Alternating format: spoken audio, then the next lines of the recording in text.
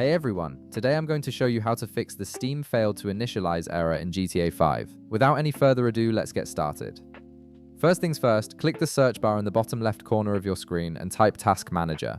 Once the Task Manager app appears in the results, go ahead and click on it to open it up. This tool will help us restart Steam properly to resolve the initialization issue. Inside Task Manager, locate Steam in your list of running applications, right-click on it and select End Task from the menu that appears. This will completely close Steam, including any background processes that might be causing the error. Once you do this, Steam will automatically relaunch itself, giving it a fresh start. After Steam reopens, look to the upper left corner and click on Library. This is where all your games are stored and managed. Now, I don't actually have GTA 5 in my library list, but I'm going to show you the next steps anyway.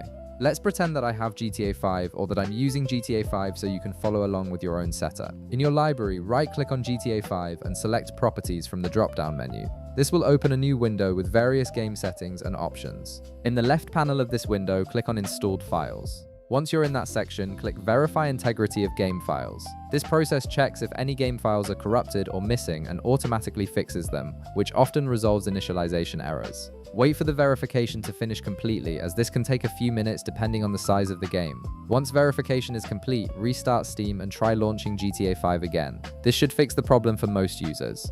However, if you're still experiencing the same error, don't worry, we have more solutions to try. In the upper left corner, click Steam and then select Settings from the drop-down menu. In the left sidebar of the Settings window, click Downloads. Scroll down until you find Clear Download Cache, and right beside it, click Clear Cache.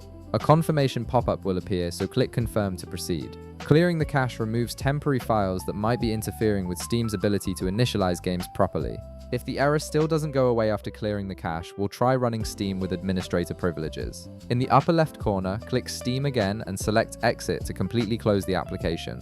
Now, find your Steam shortcut on your desktop or in your Start menu. Right-click the Steam shortcut and select Run as administrator. This gives Steam the necessary permissions to access all game files without restrictions. After Steam opens with admin rights, try to launch GTA 5 one more time, and that's it. You've now resolved the Steam failed to initialize error in GTA 5 using these troubleshooting methods. If this video helped you out, be sure to leave a like, subscribe, and I'll see you in the next one.